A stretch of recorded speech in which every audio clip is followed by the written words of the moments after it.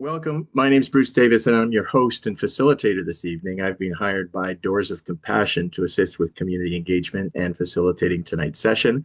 And I'm joined by Caitlin Ray from Doors of Compassion, who's going to be operating the technology and who will be helping with questions in a little bit. A little bit later on, we'll explain how you can ask your questions through the either live, or you can type your questions into the question thingy. But before we do, it's important that we do our acknowledgement. So I'm just going to get Caitlin, if you could move the slide ahead, please. Thank you very much. I'd like to begin by acknowledging that we're gathering on the traditional and unceded territories of the Huron-Wendat, the Anishinaabeg, the Haudenosaunee Confederacy, lands known historically as Cataraqui. This territory is bound by the Dish with One Spoon Wampum Belt Covenant, an agreement to share and care for the land and its resources with respect and responsibility. We honor the enduring presence, cultures, and contributions of Indigenous peoples, past, present, and emerging, and recognize our collective obligation to walk in greater partnership and accountability with Indigenous communities. The purpose of tonight's session is really for you to find out more about the plan to build the small scale and build and operate the small scale shelter at 924 Sydenham Road, to hear from the team directly that'll be operating the shelter and the programs there. But it's also really to hear from you and to answer as many questions as possible and to take down your comments. And it's really part of a relationship building exercise. Tonight's session is not just a one of let's do this and then move on. It's really part of a dialogue. There's the community liaison committee, there's the community information sessions, there are tours coming up, which we'd like to explain. So it's really part of Doors of Compassion's ongoing process of community mobilization and activation and getting people involved in the success of this initiative. I should mention tonight's meeting is being recorded. My understanding is that it'll be available through the city's public engagement page, Get Involved page, and there may be media also in attendance at tonight's session. So I just ask, please do not share any confidential information about yourself or about someone else. This isn't the place for those confidential disclosures. If you have something personal that you'd like to discuss with the Doors of Compassion team, or there are city folks also that we can connect you with, please reach out through the email that we're going to put up on the screen a little bit later on, and then we can follow up one-on-one. Of course, we do want to hear your comments, but just please do not share confidential information, because we can't control who will see this broadcast or this recording later on. A little later on, we will explain how to ask a question. We do not pre-screen the calls, so you will be able to ask your question or make your comment directly to the panel and to the participants. But we also want to be clear about the purpose of tonight's session. We're here to hear about the new shelter and to meet the shelter operators and to find out how they do it and also how you can get involved. But we're not here to seek approval. The zoning for this shelter is approved, and all of the bylaws have been met and building permits have been issued and so on. So this is really information sharing and dialogue, but it's not for approval. So I just want to be clear about the purpose so that we are upfront about that. We're going to have about 15 minutes of presentation from Doors of Compassion. And we also have a couple of emails, like questions that have come in through the email, that we're going to try and just right off the top, we'll get some of those questions out. And then we'll explain how you can open your mic and ask your question. If you're just joining us, my name's Bruce Davis. I'm a facilitator helping Doors of Compassion with tonight's session. So let's go. Let me introduce the panel for tonight. Marla Walters is the Executive Director of Doors of Compassion, and she will be kicking off the presentation. And she's joined by some of her colleagues from DOC. Heather McMillan is the Senior Manager of Shelter Operations and Residential Supports. That's across all of DOC's locations. And Kim Bartlett is the DOC's Shelter Manager based here in Kingston. So we'll get to you, Kim, in a couple of minutes. They will be leading the presentation, Doors of Compassion, that team. But they're also joined by city staff who are here, really, because some of the questions may be DOC or they may be city. the city's not making a presentation, but they are resource people if things arise that we need to call on them tonight. And we're joined by Jane Hartley, the City of Kingston's Director of Housing and Social Services. Jane, hi. Julie Lambert is the city's manager of homelessness. And Jen Pinarski is the city's manager of communications and deeply involved in the community engagement initiatives across the city, which is amazing. Thank you for being here. Let's get started. Marla, I'm going to turn things over to you and to hear about Doors and Compassion, and really your approach and your values and your mission. And then I believe you are turning things over to Heather. Yeah, so thank you so much, Bruce, and for everybody who's here. We're really excited to get to know this community and to get to know the partners more and to serve in Kingston, learning so much about the great and amazing work that's already being done. And so we're just coming alongside to support the great endeavors. And so just as a part of who we are and our mission and our values, our vision is to transform lives and to impact communities for greater good. And what that means is the more that we can support people along their journey to wellness, the better that they can contribute to community and become thriving citizens within our networks. And our values, the Doors of Compassion fosters values of compassion, equity, integrity, agility, positive relationships. And this is seen throughout all aspects of our work. We believe that this is really important within our team, within the dynamics that we hold within our team members, and of course with our patrons, and then of course with the community at large. And our mission is pretty simple. Doors of Compassion provides low barrier, person-centered support that meets urgent needs and builds sustainable pathways to housing, stability, and well-being. Through compassionate care, collaborative partnerships, and system advocacy, we foster dignity, empowering individuals to drive meaningful change. And I know that might seem like a lot of words, but truly, this is something that comes from the heart, from our lived experience. So many of our team members, this is not just something that they signed up for. This is the heart and soul of what we do, and we really care about the outcomes. And so we're happy to come alongside the city and all of you well-intentioned folks to make a difference for people's lives. And so with that, I am going to just talk a little bit about, actually, I'm going to pass it over to Heather to speak about our community programs. Thank you.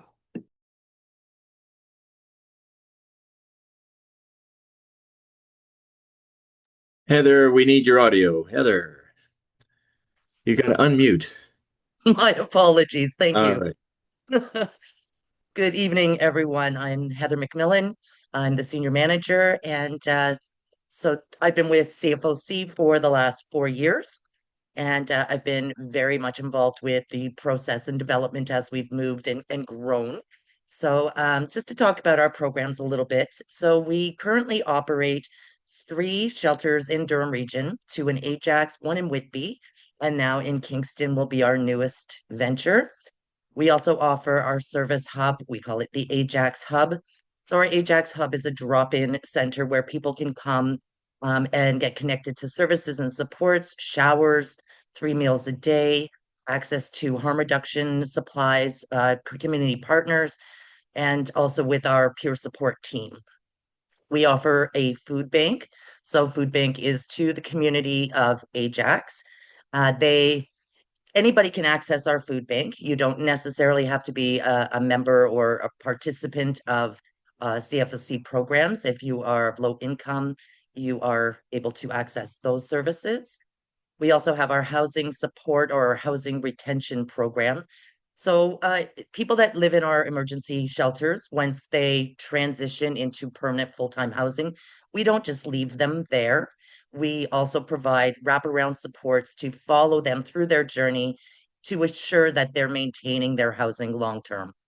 And then I did already touch on our peer support program. So we do have peer support workers that are out in the community connecting with people that are either sheltered in our community, but also unsheltered. So they help to get them connected to the sports and services that are offered through CFOC Doors of Compassion.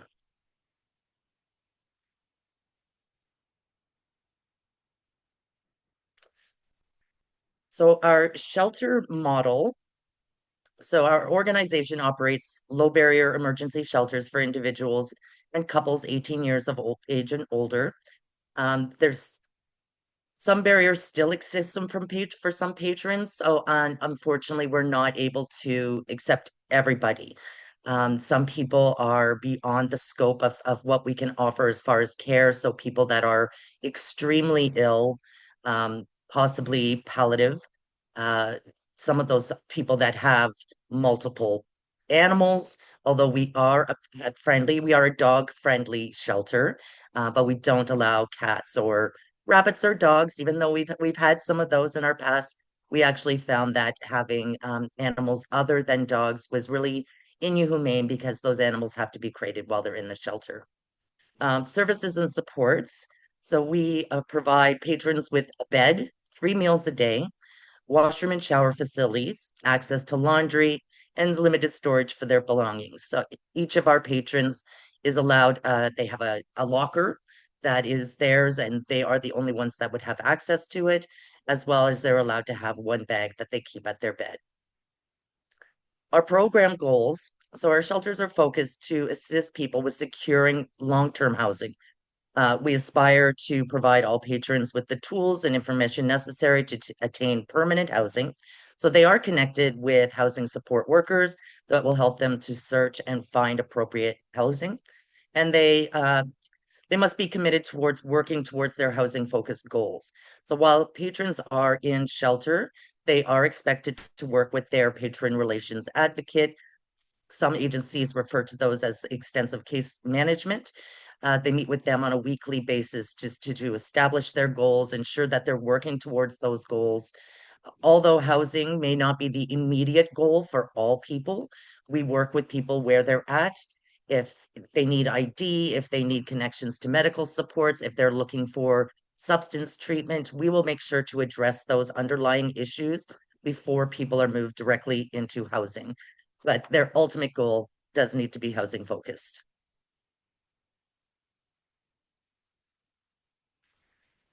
And these are our community partners. So we are very much engaged with our community and really like to be connected with different organizations, different groups of people that are interested in helping with the community and helping to get people into permanent housing.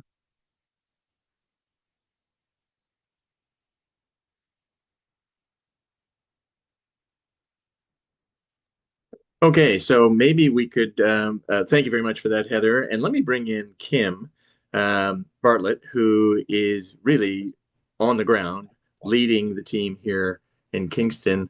Kim, I know that you wanted to just speak to some of the local conditions. I should just pause for a second.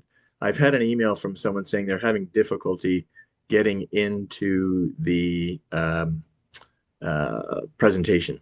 So if people who have the link that you were given, you can share that with other folks so that they can get into the presentation. And I'm sorry if there's a technical difficulty on that, but we have probably over 30 people participating, but for some reason, some folks have said that they didn't get the link. So anyone on the call, you can share your link with someone else just to get them into the public session. Okay, so Kim, I apologize for interrupting. Go ahead, let's keep going. Okay, good evening. Welcome, everyone. My name's Kim Bartlett. I will be the operations manager at 928 Sydenham Road. And I'd like to take a moment to speak about our shelter model at CFOC, Doors of Compassion. Our approach is rooted in dignity, respect, and compassion, and it guides how we interact with the support every individual who comes through our doors. This model reflects our commitment to creating a safe, supportive environment where people feel valued and understood. At Doors of Compassion, our shelter model is trauma informed and judgment free. We recognize that many of our patrons have experienced significant trauma, and those experiences often shape how they interact with systems and services. Because of this, we approach each person with empathy, patience, and understanding rather than assumptions or expectations. Our goal is to reduce harm, promote emotional safety, and ensure that every patron feels respected and supported. By consistently treating our patrons with respect, we create a safe space where trust can grow. Safety is not only physical, but emotional, and it is built through consistent, fair, and compassionate interactions. When patrons feel safe and respected, they are most likely to engage with services and staff. Over time, this trust leads to mutual respect, strengthening the overall shelter environment for everyone involved. Our work at Doors of Compassion is deeply rooted in collaboration and community partnerships. We recognize that we are not experts in every area, and we believe that the best outcomes are achieved when organizations work together. By partnering with other agencies and service providers in the community, we are able to broaden the support available to our patrons and ensure that they receive care that is both effective and appropriate. Through our community partnerships, we are able to connect patrons with a wide range of services and supports that extend beyond what we can offer on our own. These partnerships allow us to address complex needs such as housing stability, mental health and addiction supports, healthcare, and other essential services. Collaboration helps reduce barriers, close service gaps, and create a more coordinate network of care for the individuals we serve. In closing, the shelter model at Doors of Compassion is grounded in trauma-informed care, respect, and collaboration. By meeting patrons where they are and working alongside community partners, we create a supportive environment that fosters trust, dignity, and hope. This approach allows us to better serve our patrons and strengthens our shared commitment to compassion and community. Thank you. Okay, thank you very much for that. Kim, can we just go to the next slide, Caitlin? Um, and Marla, do you want to jump in here just to walk us through? Because I know that actually day to day, week to week, things are happening like right now. Yep. And people are very anxious, obviously, for the service, but they're also anxious to know about what's happening. So I'm just wondering if you can walk us through, like, really down to the day to day where we're going. Yep. So we're boots on the ground. The city and all of the partners that have been involved have been working really, really hard to get the shelter set up. And so we're really happy that furniture has been delivered. All of the the final things are being put in place. And so we do anticipate that we'll be able to open mid-February. And so we're really excited as we get closer to the deadline. It's really exciting. So some of the things that are happening, just the final touches on the inside. We are doing staff training and finalizing all of those pieces with the onboarding. So that's really exciting. And we've been really able to hire and meet some really incredible individuals who live in Kingston, have been working within the community for a while. And so that's a really awesome and wonderful experience. And we also have ongoing collaborations with the municipality and community partners. So as I had mentioned, the timeline is mid-February, and we are going to be doing a phased startup. So what that means is slowly transitioning patrons into the shelter. I can guess that all of us would imagine a 30-person overnight space would be kind of catastrophic, and so we want to be as intentional as possible, really having the patrons come in, settle in, get to know the program. We do have a little bit of a different model and acclimatize to the new area. And so we are going to just manage the intake and have it slowly phase up. And some of the things that we can expect is that the patrons are able to come into a low barrier space. And low barrier does not mean that there are no guidelines and expectations. Our community members are central to the heart of what we do. And so we're really going to be intentional about ensuring that we have respectful relationships. We are dignity driven in our shelters. And so we see each person for the individual that they are. And that's really important to us, that they feel seen, known by name, and that they can get to know us by name as well. We do have 24/7 staffing support with trained trauma-informed professionals coming from a myriad of backgrounds and expertise and skills. And diversity is the way that the world goes around. And so we're really excited about that. And we also have clear operational standards and neighborhood safety protocols. And so we're not just going to be in the shelter. We plan on engaging with our community members in the neighborhood and really getting to know people. But the site is the site. The shelter is the site. And so, all of the activities in terms of that will be on the shelter site. We're really excited. There's beautiful green space in the spring. We'll get some sod down and be able to kick balls and spend some time on the property and really have programming that really fulfills the patrons' times and keeps people occupied. We also don't have a requirement for people to leave the shelter. And I think that's really important for our community members and partners and neighbors to know that people won't be just wandering the streets for hours on end. They have a place to be while they're in the Doors of Compassion. And so I'm going to pass it on to Heather to speak a little bit about community engagement and safety.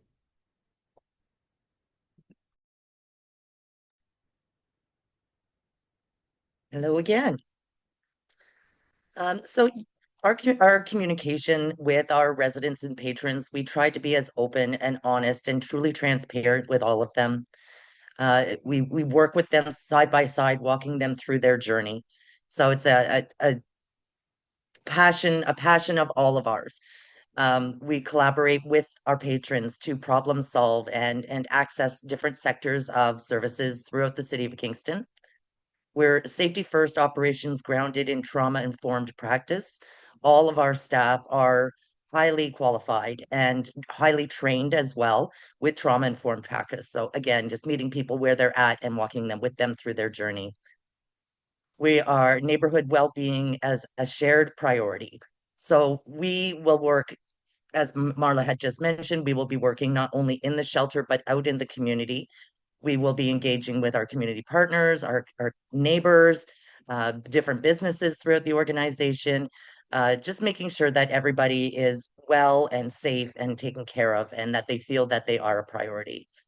We will offer ongoing engagement channels. So we currently have been working with our CLCs, our Community Liaison Committee. We've had 2 meetings so far, and those have gone very well. And it's been really exciting hearing the different feedback through the CLC's perspective. We provide them with feedback.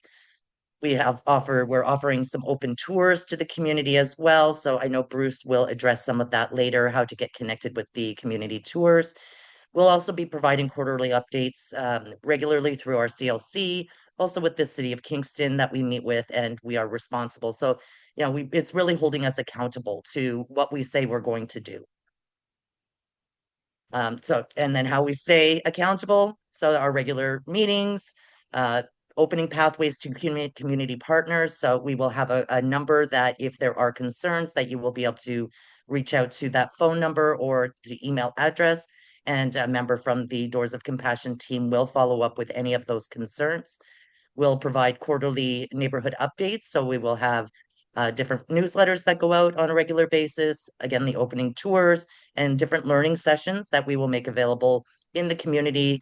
We've really highlighted wanting to get into some of the schools, some of the churches, have some of these open conversations and answer questions, and dedicated engagement with everybody at Doors of Compassion. Thank you.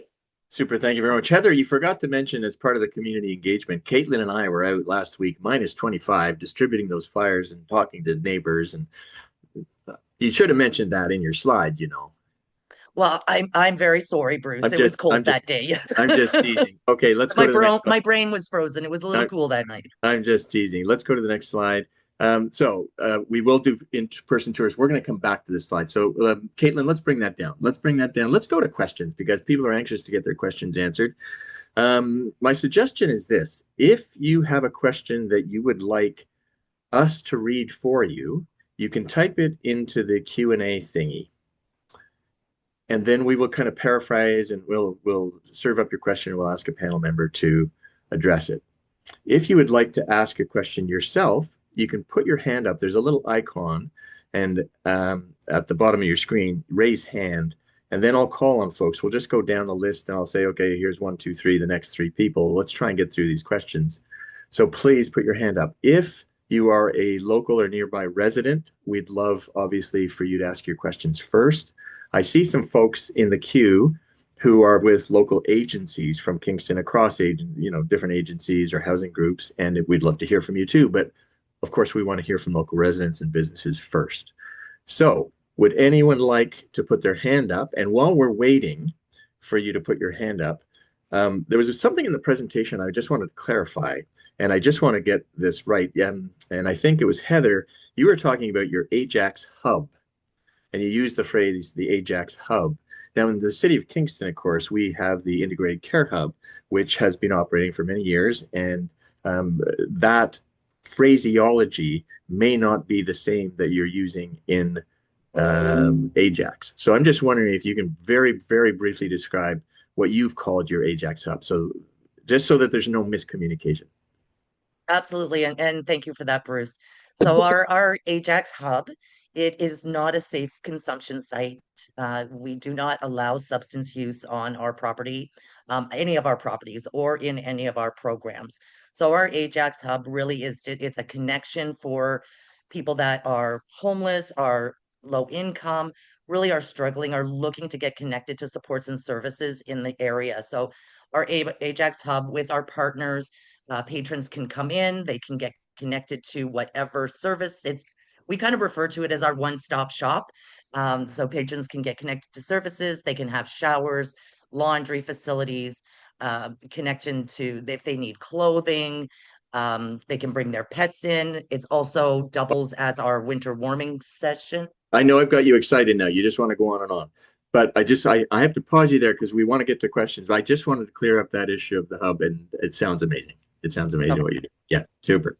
I had to stop you though. So Caitlin, let's go to you. You had some emails come in that maybe we could just get those emails questions going, and then we're starting to get a few questions in the chat box thingy. So let's go to the emails first.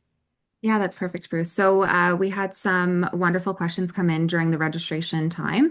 And some of the themes in these questions were around substance use, what's allowed on site, what's not allowed on site. So maybe someone from our Doors of Compassion team can touch upon substance use on site. Heather, you were just into that. I was just into that. Yeah. So of all of our sites, whether it's the shelter, our Ajax hub, any of our services, we do not allow substance use on property. We are a low barrier. So if people have used substances and they come into our facilities, we would not turn them away. We want to make sure that they're kept safe. A lot of times patrons are using different substances that could be harmful to their life, really. So as long as they're in our shelters, we're able to help to monitor their safety, make sure that they're breathing, um, and also to help to get them connected to services that will help them if they are interested in recovery. Thank you for that. Let's go back to Caitlin. You had another email come in, or one of the questions that came in. Yeah, some of the other questions are tied upon what supports will be offered on site. So is there going to be things like counseling, medical care? So what supports are going to be on site, as well as how will individuals that are residing in the shelter, how are they going to be connected to the housing system?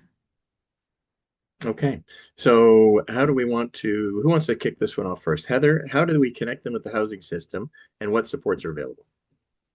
So this is where we work very closely with our community partners. We are not experts in all areas, so we will be connecting with different support services that offer housing.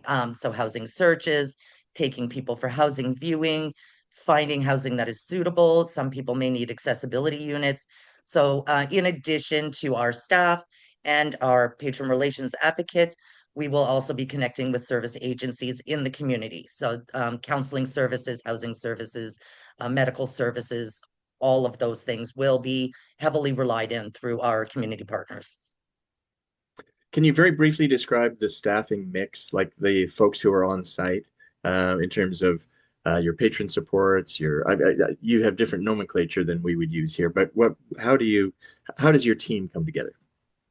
So we have three shifts, three staff on shift that are frontline shelter care support workers. So they are overseeing the shelter in general and helping people through day-to-day activities. They develop programming, so we will have life skills programming available through the day. Some of it will be designed through our staff, some of it with agency partners. We also have our community care team. So the community care team will be out in the community. So engaging with people that are unsheltered, engaging with the community as a whole, and that they are part of our team as well. We have our patrons relations advocate, who is the extensive case management, working side by side with patrons with establishing goals and helping them work towards their housing outcomes. We also have our shelter manager, who you met earlier, Kim, who will be on site in Kingston. She is actually relocating from Durham region to Kingston, comes with an extensive background, has been with us for a number of years, and prior to that has had a bucket full of experience. Um, we also have our part-time shelter team lead. So during the times when Kim does get a few days off, the team lead will be covering for Kim in those situations.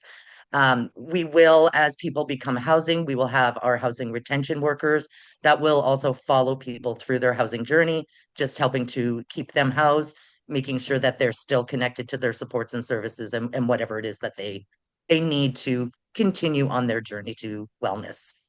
I'm going to go back to Caitlin, but I just wanted to ask approximately staff ratios. People are asking questions like things like staff ratios to staff to patron ratios. It changes, of course, during the evenings, daytimes, and so on, but more or less, can you give them an idea? You're talking about 4 or 5 staff on site at all time. So there will always be a minimum of three staff on site. During the day, they'll be probably closer to six, between 5 and 6 staff per day, and then overnight, during sleep times, it'll be 3 or 4. Okay, super. Thank you. Okay. And that would be the full 30 beds, which can increase up to 45 during inclement weather only. And that's when it's been provincially announced. And in those situations, we'll have additional staff to help to support. Super. Thank you for that. Caitlin, one more. And then we have Denis, I think it's Denis, who has a question. So we'll go to him, but over to you, Caitlin. Perfect. So, a lot of our participants today are wondering, what is that process for entering the shelter? How are patrons going to be prioritized? How are they going to be selected to reside at this shelter? What does that process look like? Is it phased? Is everybody coming in at once? And what is that eligibility criteria for individuals who are going to be prioritized? Okay, Marla, do you want to take that one? Yeah, just because I touched on it just a little bit in a part of my presentation. So to intake patrons into the shelter, it is first contact, first serve, and so they will need to call, be screened, and if there is availability based on their abilities. So we have a few bunk beds, and so if a top bunk is available and they're incapable of climbing to the top bunk, that wouldn't be suitable. But we are low barrier, and so anybody who's 18 years and older and who agrees to participate in a housing focused, low barrier shelter that has goals for each person is welcome to come on site. However, it is not drop-in, so individuals will not be able to show up to the shelter. They are invited to come once there is space allocated. In terms of phasing in, we're working very closely with one of the providers right now to transition and identify patrons who would be well suited, giving them the information, the understanding of the program, and slowly phasing them in so that people are pre-identified and know kind of what to expect ahead of coming into our space in a couple of weeks. And so I hope that answers the question. And if there's more, I'm sure it'll get in the chat. We're getting lots through the chat, which is great. So I know that folks are asking, and what we'll do is probably get Caitlin to go through some of those and then come back to us with maybe 2 or 3. But I think the next question, we're going to go live. We're going to go, I'm hoping it's Denis, and I'm going to open your microphone and you can ask your question. Go ahead, Denis or Dennis. It's Denis. Can you hear me? Denis. Yes, go ahead. Thank you. First of all, thank you for doing this for the community. I really appreciate all of you doing this for us so that we have a better understanding of what is happening here. I have two questions. First is the Doors of Compassion, will they be leading the other shelters that are popping up around town? And secondly, what's your measure of success? How successful have you been in providing housing to your patrons in Ajax and other areas? And what is your objective for Kingston? Super. Thank you very much for that. Marla, I'm going to go to you. First of all, there's a quick question about, are you doing other sites in Kingston? And then your track record and your measures of success here in Kingston. Go ahead. Yeah, so no, we are starting with just this one shelter site, and so that's more than enough for us at this time. And then in terms of our measure of success, one thing that I want to be very clear on is success to me is very different than what it might be for anybody on this call, and especially for our patrons. So we do a person-centered lens and focus on that individual success, and so that is different per person. However, last year, and Caitlin, you can help me with this a little bit, but we had 68 individuals move into housing last year from our shelter sites down here in Durham. And with the housing crisis and with all of the things that are going on, this is a win and this is a success for us. And we continue to advocate and see people move into housing. And so we do have a good track record and continue to work with community partners across the region to support people into housing. Okay, Denis, was that good? Were you okay with that? Yes, thank you very much. Super. Thank you very much. We had another question. I think we're going to go to Caitlin. If you've been able to go through, someone's asked the question about funding. How is this funded?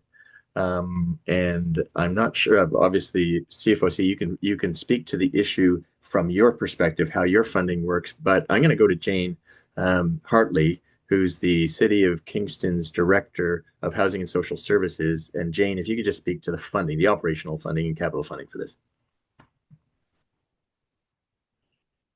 Jane, you're going to have to unmute there. Sorry, will do. Was not hitting that properly. Thank you for the question. What I would say is that the funding for the operation of the shelter is included in the 2026 approved budget that went to council, and the selection of the operator for 928 Sydenham Road, Doors of Compassion being the successful proponent, it went through the City of Kingston procurement policy, which includes successfully matching all required criteria and then entering the second phase. The selection's then based on the proponent that comes in within that approved budget. So in terms of the actual, that's how the funding works. That's how procurement process works with the city. In terms of the actual amounts, it is part of the approved budget. There is, pieces of that are negotiated and are through that procurement, which is just this part of our procurement. So in terms of, it is part of the approved budget.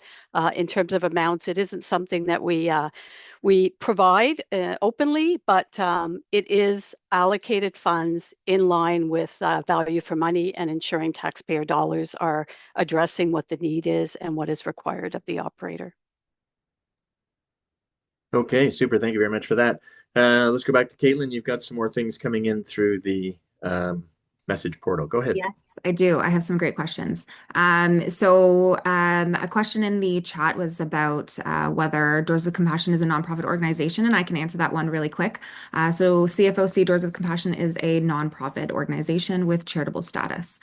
So our legal entity name is Christian Faith Outreach Center. Doors of Compassion is our operating program.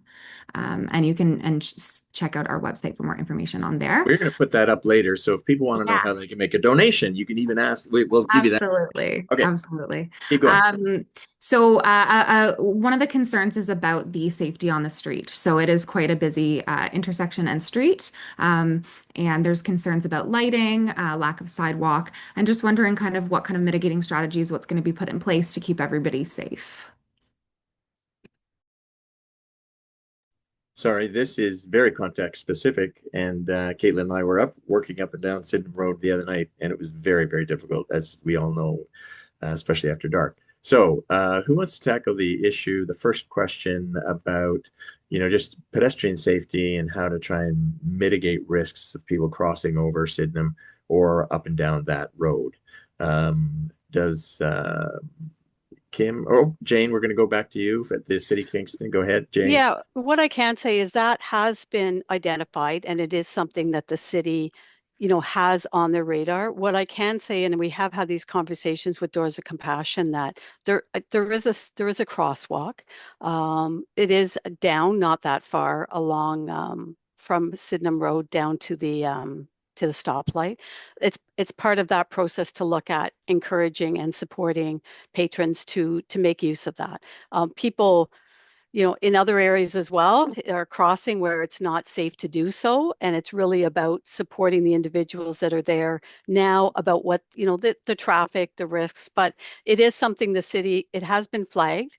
The city is looking, as part of their overall plan for that area. So at this point, we don't have those direct answers, but the short term is just working really diligently with the patrons, with the individuals, and I'm sure Doors of Compassion can add to that importance as well.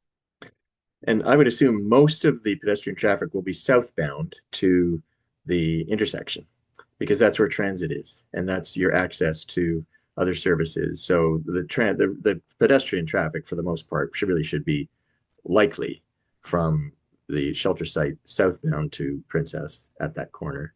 And so there is an area there that would have to be, more traveled. Okay, so I think we have more questions. Caitlin, go ahead. Yeah, absolutely. And thank you, Jane, for that. I know our team is also aware of that and is very dedicated to making sure that our patrons are able to follow the roadway to keep everybody safe.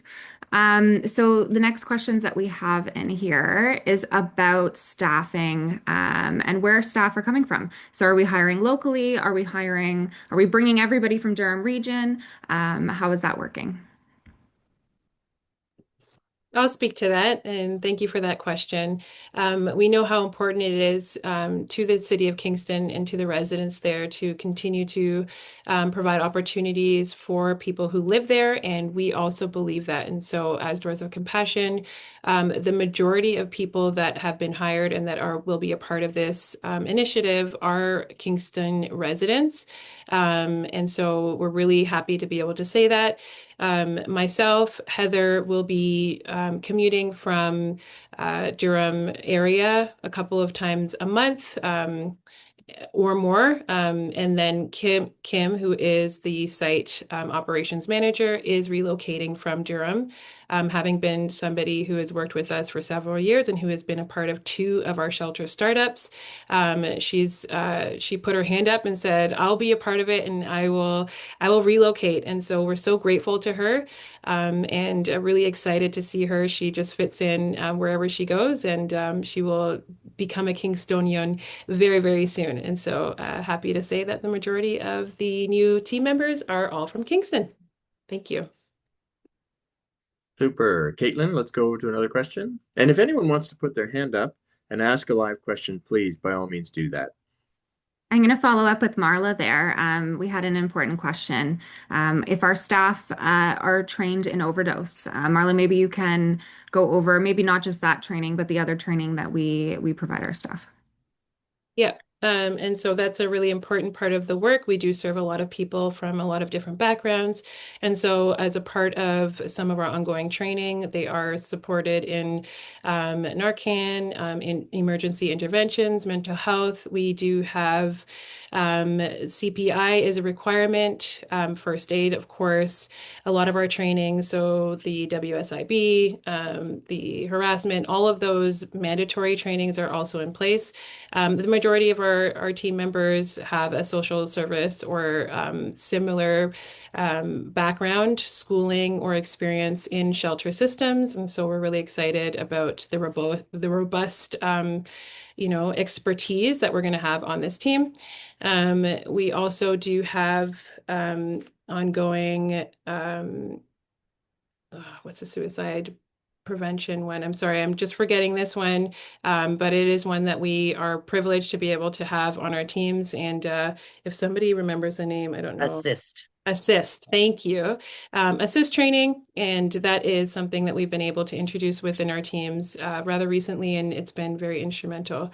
And so, yes, a robust, rounded list of trainings that we have for our team members. Super. Thank you, Caitlin. Let's go to another couple. Great. We're getting through a lot of questions. This is a good way to do it. Yeah, and we have a lot of great questions still. So our participants are wondering what community agencies within Kingston Doors of Compassion will be connecting with. So who are we going to be working alongside? How are we going to best support the clients that are moving in? And I see some of those agencies actually on the call tonight, and some of them are going to be, I think, coming through for part of the tours that come through. The tours, before you actually bring the patrons in. So I know that a lot of the agencies are super, super supportive. So, Marla, do you want to jump in on that one? Yeah, we are very eager to get connected with a lot more of our community partners. We are already engaged with several of them, and so Lionheart's being one, the Integrated Care Hub. We've had conversations with them. Of course, the City of Kingston and is connecting us with a lot. Tippy Mosa and Ryandale were a part of helping to support us with reference letters and connections, and we look at deepening and strengthening those connections. We're still getting to know a lot of our community partners, and in the next days and weeks, we'll be reaching out to a lot more so that we can really build those bridges and learn how this coordinated system works and be able to support and be a part of the work that's going here. We're here to fill, to bridge a gap. And so we're excited about that. Okay, super. Caitlin, let's go back to you. Yeah, I'm going to combine a couple of our questions here because they're great, and maybe we can answer them more fulsome. So there's some concerns about if we have no use on site, is there going to be use in the neighboring areas within the community, as well as how are we going to handle that, and how are we also going to handle trespassing within the neighboring properties? Okay, so there was a question here about trespassing and adjacent properties, because obviously you have kind of control of the actual site, and you have staff, and you know patrons, and you know who's there. But I guess the question is about kind of the periphery of that, and it may not even be clients and or patrons. It may just be friends of, or so. What's your experience with that, Heather, and what advice or support can you give, to maybe adjacent property owners who they're going to need to develop a relationship with you and your team, because everyone wants a safe environment for your staff, for the patrons, for the neighbors. So how do you build that? Yeah, thank you. That is a great question. And we really are excited and look forward to getting to know our neighbors and our community members. Bruce will be talking a little later again about the tours and how you as a community can get connected to Doors of Compassion if there are any concerns or anything like that. We do encourage that just the general public not really come onto the property without kind of an invitation. I know there's a lot of really kind-hearted, big-hearted people that really want to help and drop off food and clothing and all of those things. But if in for us to be able to respect our patrons, we really do highly protect people's confidentiality. So we don't want just random people showing up on property. I know it's all in good heart, but it's not great for our patrons. The best way, if you do want to help to support us, is by contacting the shelter directly or going through our email. And you can ask, and we can even survey the patrons what it is that they need, and then we can provide what it is they're looking for rather than just having a bunch of different things dropped off that we then have to find storage for and things like that. So, but getting to know the community is really important to us, and that's where our community care team will really come into place. They will be out in the community. You will see them. They will have on their Doors of Compassion shirts. So they will be identified in the community. You can certainly stop and talk to them at any time. And they will bring any immediate concerns back to management on the site or where necessary involving other community services. Hopefully, we're not having to call the police. That is not our go-to solution. I think a lot of the times, just with our team, we get to know our patrons really well. So we will be engaging with them. And we also have weekly house meetings. So any concerns that are being brought forward to the community, that's an opportunity for us to be able to share with our patrons of what is happening and what conversations are being had and what we can do to help to support them. So if there are behaviors of people trespassing where they shouldn't be, we can address those. We will work with an individual, we will help to direct them and guide them, and hopefully those problems will not be persistent. But on private property, and this is obviously a private, what we're talking here about is private property issues. So you can absolutely work with adjacent property owners who have privacy, they have property rights to manage and manage with trespassing issues when and if they should occur. So you're absolutely open to working with adjacent property owners and neighbors and the cemetery and Purdy's Mills and folks in that area. And I think it's important that we take the time now to get to know each other so that down the road something might happen, but it's important to get to know each other just so that you know who to call and pick up the phone and drop in for the tours. I think that would be really helpful. Rather than waiting down the road for something, it's better to get to know each other now. Okay, thank you very much for that. Let's go to Caitlin, see if we have a few more minutes. We just have a few more minutes, and I want to make sure we wrap up. But I don't want anyone to think that they didn't get their question answered. So let's do some rapid fire. If we can do some rapid fire, and then we want to go to closing and how people can help. So we have, what is a low barrier shelter? What are neighborhood protocols? And how are we going to engage with the neighborhood? Who do we consider a neighbor? And how are we going to update the neighbors? This builds right on what we were talking about. So Kim, do you want to keep, or Heather, do you want to expand on that neighborhood protocol? Any other quick points on that? So a low barrier shelter, what that means to us, low barrier doesn't mean it's no barrier. So we do have specific guidelines and expectations of our patrons that are entering into shelter. Those are all addressed with the patrons upon intake. So we go through the form with them and let them know what the expectations are from the patron while they're in shelter, but also while they're out in the community. So it's really about being respectful to the community as a whole. So staying off people's private properties, all of those sort of things. I'm sorry, Bruce, remind me what the question No, was. neighborhood protocol. Who's a neighbor? Who is a neighbor? So so the neighbors, we have people that live all around the shelter. We have the Tim Hortons is right there. We have the train station down the street. So all of those businesses, all of those people, and even the people resting quietly in the graveyard behind us, are all of our neighbors. I think we did the distribution. We went over to Arlington. I think we went up to Cataraqui. I think we went, down past the Tims and over to Old Mill Road. So we did try to catch a bigger area. So it's not just the next door neighbors. We actually tried a little catchment area, and I think you're going to try and keep that going. Okay, let's keep going, Caitlin. One more, and then All right, we're gonna end on a happy note. So yes. Our last question of the evening is Marla, Executive Director of Doors of Compassion. Why are you so excited to be coming to Kingston? Honestly, because this is just a passion of ours.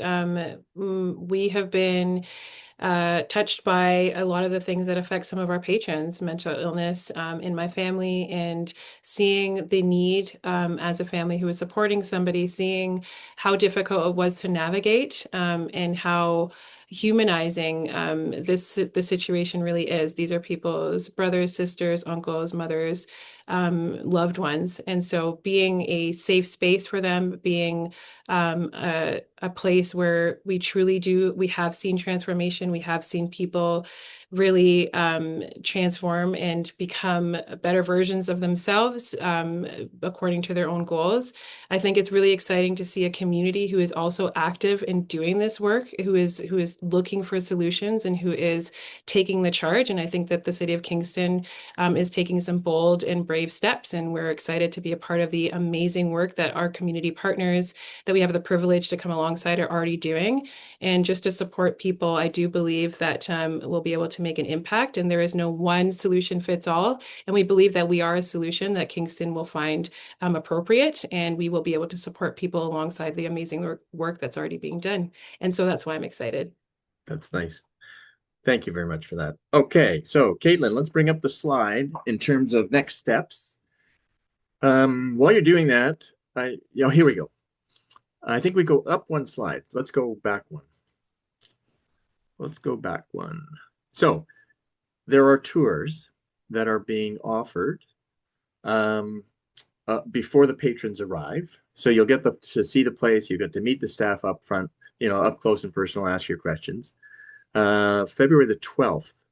So that's just a couple of weeks. But they're set up so that you can book a time.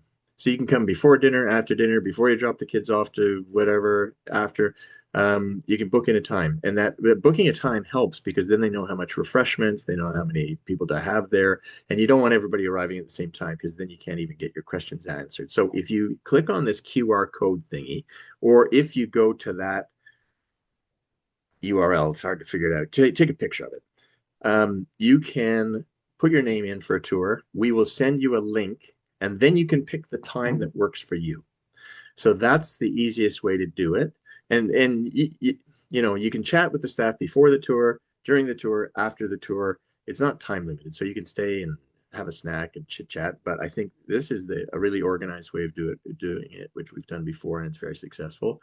And you'll actually be able to get to see the inside and how it's set up. So please take a picture of this or take the QR code, go in, register, and then we will send you a link and you pick the time that works for you. We're going to go to the next slide. I should just take a minute to thank, I see we have a city councillor, Connie Glenn, who's on here. And I just wanted to recognize, thank you very much for coming and listening to what people have to say. Let's go to the next slide. If you have questions, take another picture of this one too, at any time. If you have questions, you can either ask Doors of Compassion or you can ask the specific shelter site. If you want to know how can we help, our church group wants to get involved, or, we would like to arrange something, or maybe we'd like to do little hygiene kits or different things that you want to do to help. It's really, really important that you check first, or that you kind of set that up in advance, as Kim was saying, or as Heather was saying, as opposed to dropping off things. It's always best to plan it in advance. So please, and as Caitlin was saying, Doors of Compassion is a charitable organization, so you can certainly speak to them about making a donation. That would be a massive help. We all know that that would go a long, long way. So we're going to wrap up.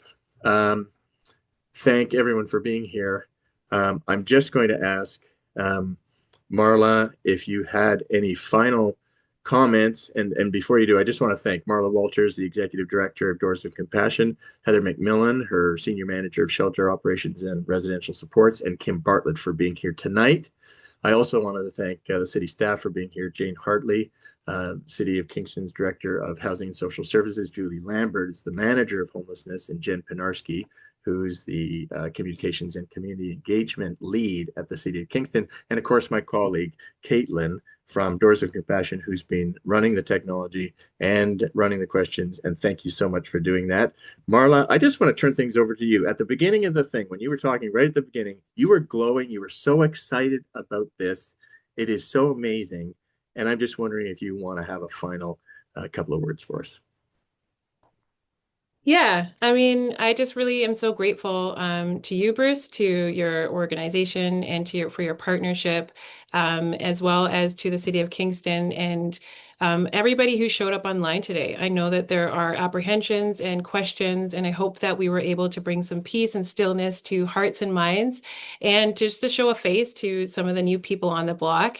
We're really excited to become Kingstonians, for Doors of Compassion to become a community partner and to be integrated into this amazing system, and community. And so please, you know us by name now, you know us by face. We want to get to know you a lot more, and we will be getting to know you. And so please do engage with us. We're not shy, and we do want to engage with you. So bring it on. We're wanting to get those nice connections going. So thank you. Appreciate it. Super. I should have mentioned, and I apologize for jumping in right after that. We do have social media channels. So Doors of Yep. Compassion, CFOC does have social media channels, and maybe Caitlin, I'll just give you a shout out to that. Please, if you could just let us know what the handles are. And also, the City of Kingston has a Get Involved community engagement page. So they're going to be linking to tonight's presentation and all of the different materials. So, Caitlin, what are the social media channels? I should know this, but That's I'm okay. old. It's really I'm old. easy. What It's are they? just Doors of Compassion. Okay. So just Doors of Compassion on Instagram, Facebook, and LinkedIn. And if you don't want to search for us, you can go to our website, and at the very bottom in our footer, there's links directly to all those channels. Thank you very much, Caitlin. Thank you, Marla and team, and everyone for being here. Have a great night.